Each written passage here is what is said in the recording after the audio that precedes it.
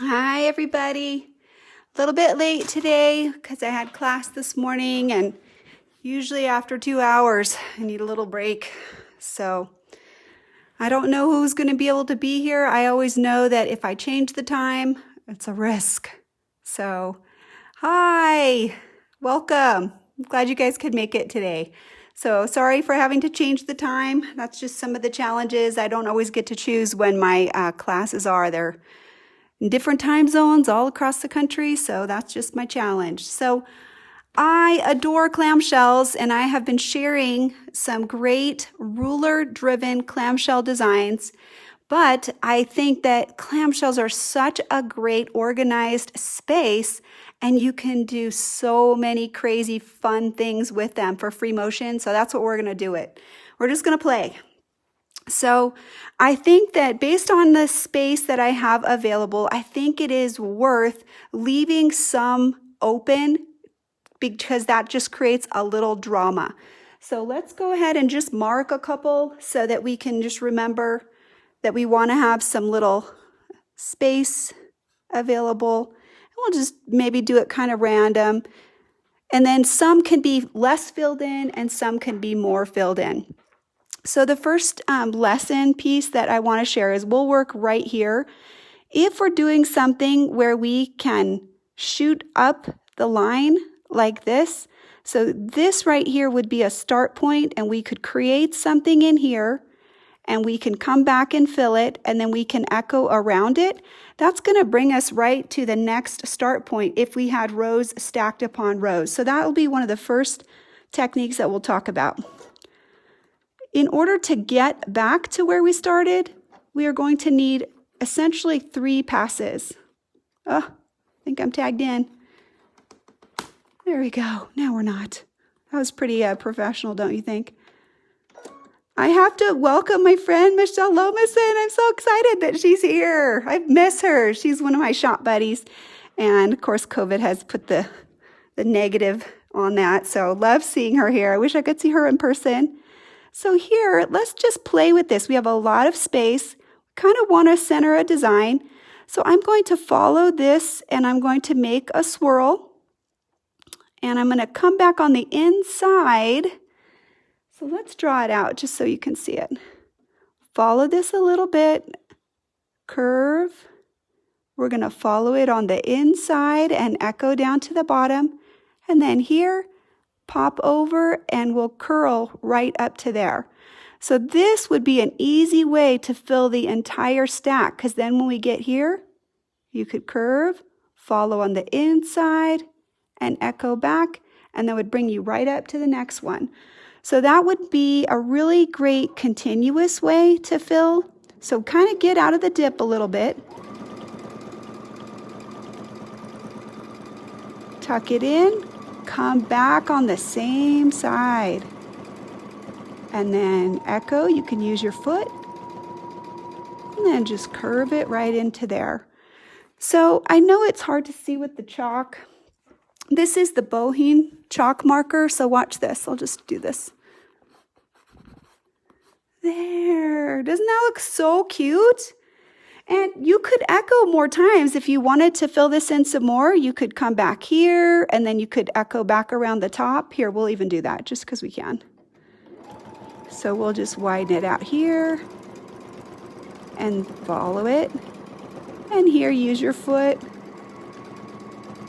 And we'll come back. So that could be any number of rotations that you could fill, and you could stack these right on top of each other. So you would be essentially doing them rows like this. And I don't know, visually, I think I would find it hard to come back this way. Like if you went up and you came back, I would most likely want to come to this point and work this way, because this is the visual anchor right here. So that's just something that I would find a little bit easier. So let's try traveling this other way. Let's go across the other way and just see what we can put in. So let's go ahead. We'll just fill in the top here.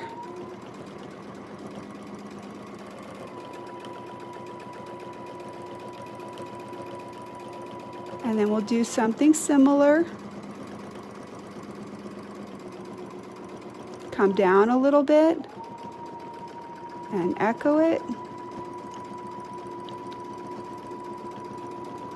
Travel a little bit to give you some space. And then here. Now, let's talk about these. So obviously I did a little fill on this one, and you can certainly do that. I would make the flame first and then come back and echo it, and then you could travel here. But what could be fun with this is if you did it like in pairs. Another example would be if we created our own pattern. So let's just do a little pattern. We'll just do this and echo back, and then create some room. A little wiggle, and then echo back, follow it down.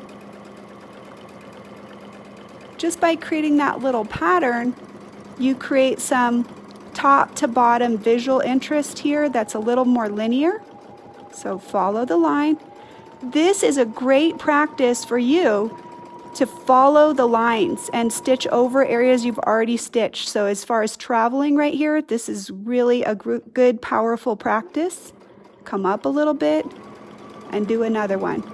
Just by creating that visual pattern, we've created a little more organization here than we otherwise would have. Let's get in a little closer. I think we're kind of far out. All right. So let's do something that emphasizes this part of the shape. Now, we're here for Freemotion, right? We're not trying to do ruler work. But sometimes little visual markers can be useful to help us guide where we're going to go. So I'm just going to put like a little visual reference line. It's not too rigorous, but this will help us to control our size. So we're just going to start working a little chain of pearls around from there. So I'm going to start in the middle.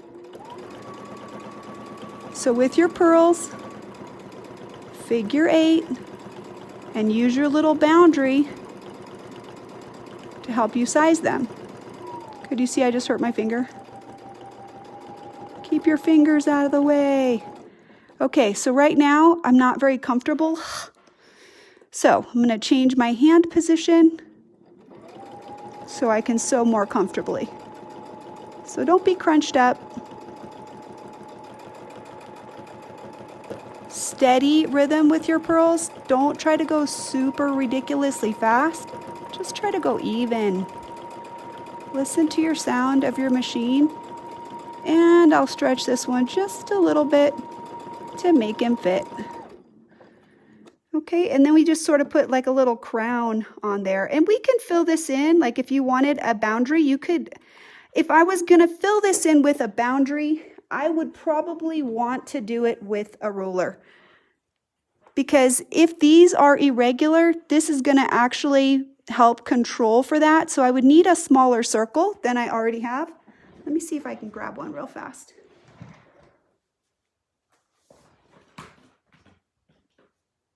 Ooh, let's see.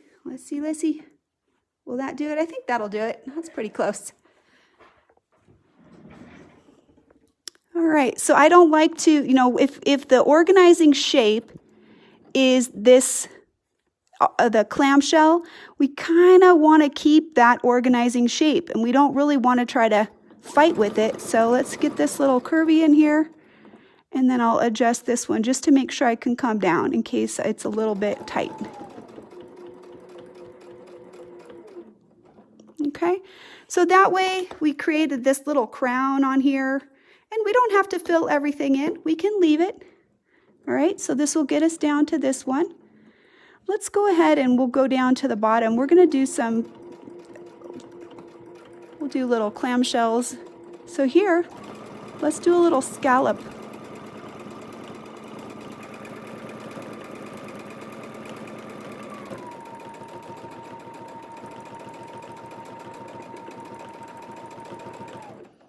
Doesn't that look so cute? I mean, that's so simple. And if we just want to make it a little bit more interesting, because I think always if we echo, we get a little three-dimensionality.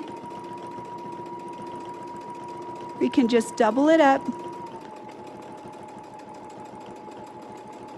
And that'll fill in any little areas that don't quite touch.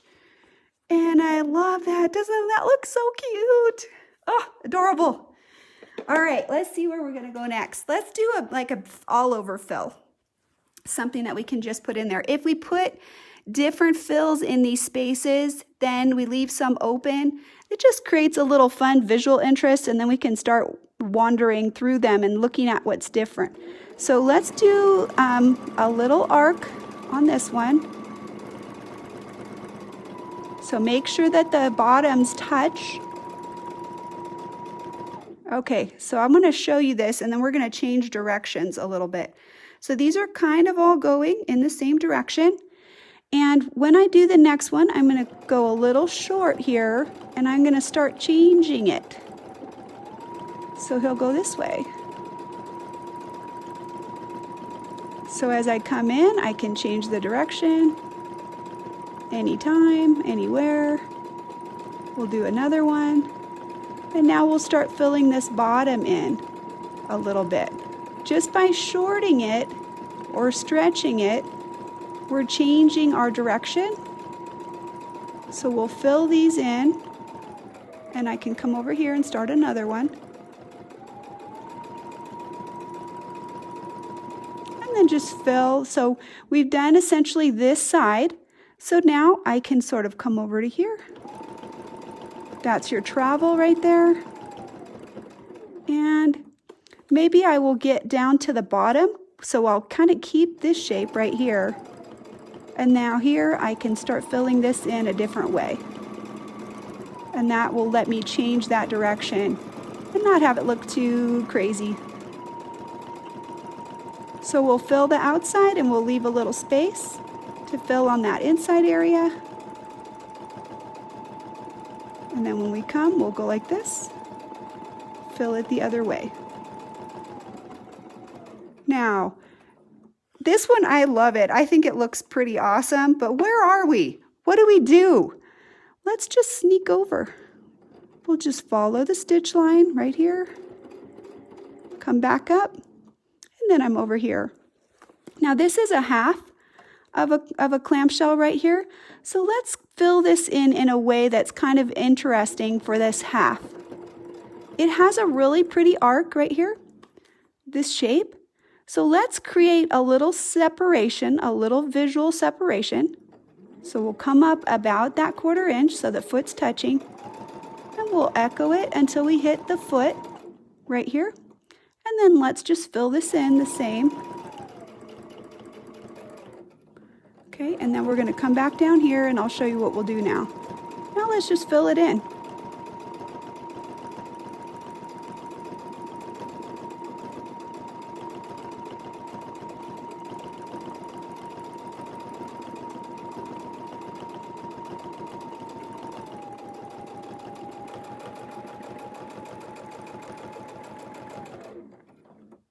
Okay, so this could be really great right there, so that we have this as a little breather between designs.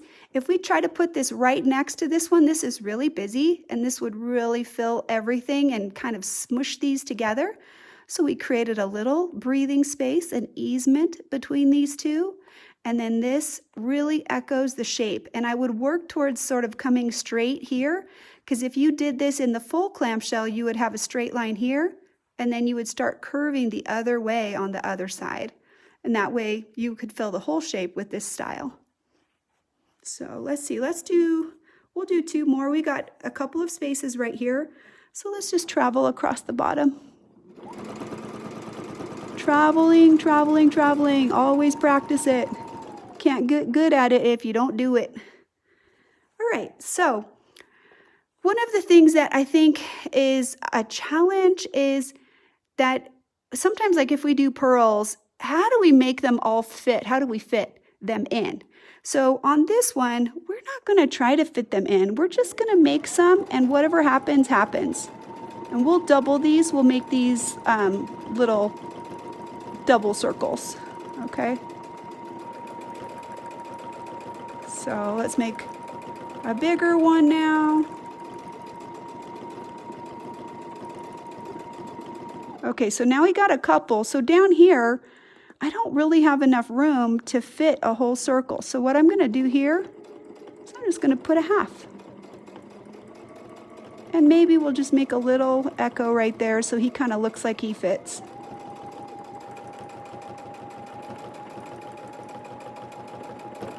And here I'll come up so I have a little room to fit another one in. I want to fill this side, so I echoed enough so I could come onto this side.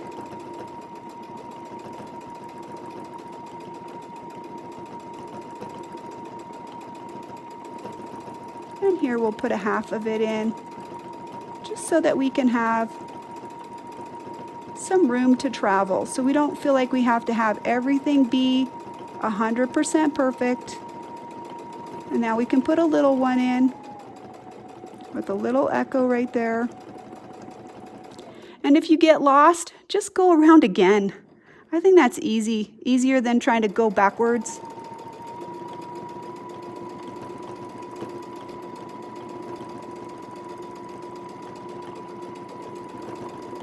And if you're not round, that can help you too.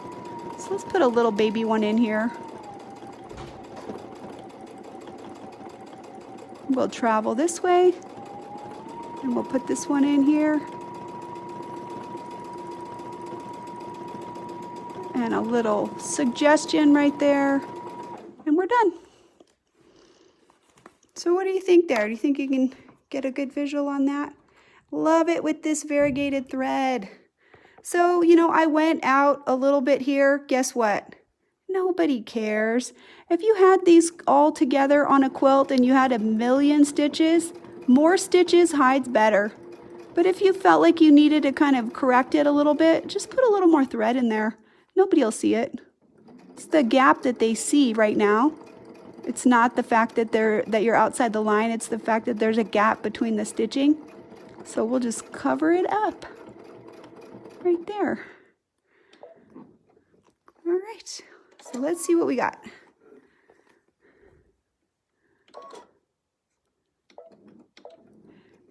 So, and it's okay if we left some open. I think that's always good because that helps your eye travel. We don't want everything punched down the same.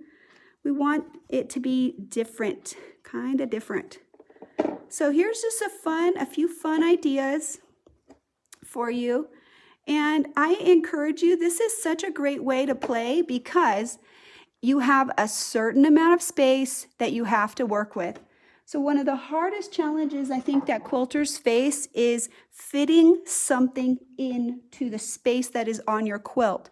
So with this type of practice, you're forcing yourself to fit your design into a designated space. So that forces you to think ahead and plan ahead about where you're going and then how you're going to get out of it if you're in the middle and how big is it. And, you know, we kind of made these small, but we could just make a few. We could make much bigger circles and put maybe like 6 of them, you know, and leave more open space. So I would take the same design, put it in a different space, and try it at a different size. So let's go ahead. We did this one. Let's put one more set of circles. We'll use this space right here, and then we'll just make them bigger and maybe a little different, but that'll just show you some ideas. We can start anywhere. And never be afraid. If you get trapped, just stop, tie off, start somewhere else. I think sometimes that's a lot easier than trying to worry about, oh, I can't fit it. Bigger circle. Okay, little swirly in it. So we'll make a little swirly and that'll get us back out. Okay, so here, maybe we need that half right there. And we'll put a little swirly because you can't fit a whole one.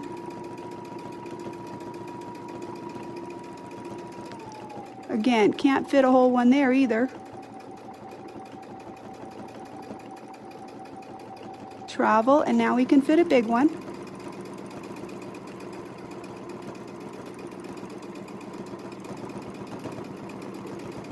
A little extra stitching around the outside is good. Nice big one.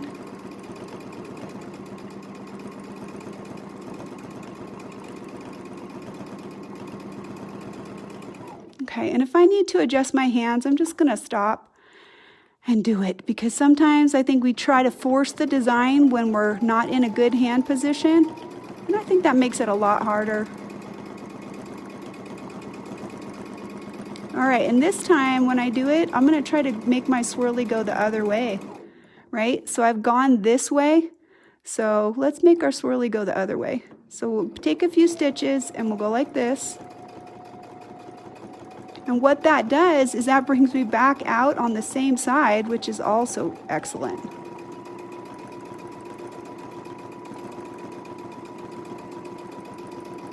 And then we'll kind of try to fill that circle in there. So I'll tack it off. So obviously there's more open spaces on this one. There's a little bit more variety in terms of size. He's really open. So maybe I'll come in and put another one in there. You can always fill it in if you felt like that was too open, but it's fine. It's up to you. You're the decision maker. So nobody's going to come back to your quilt and say, oh, that one's too open. It's really about how you feel. You know, when you show somebody, they're going to be like, oh, that's really pretty. Great job. All right. So thank you guys so much for being able to come back, not at 10, for being available. I hope you had fun. So I have some skinnier clamshells, some different shapes and sizes that I'm doing for the ruler work class on Sunday. And so we'll probably come up with some different designs because those have a very different shape. This one's got a lot of width, but those are super skinny. And I've got some ideas for that as well. Let's see, should we do one more? Are you interested in one more? I can do one more.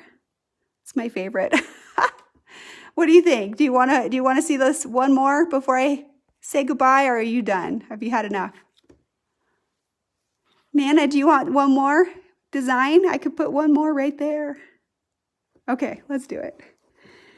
All right, you guys know that I adore feathers, and I totally think that they are such a great place to put in a clamshell. This is half of a clamshell, but it works equally well in the full size. When you start off, you need something to give you the shape. So I like to put a little curvature in initially. Oh, something happened. That was not too fun. I think I had a little thread pull. Okay, so I got my curly right here. That's gonna start my feather because that shape helps give me the shape that I need. So then just make a little curl and come back.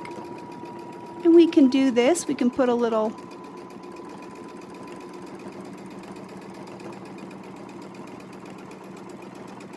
and another curly.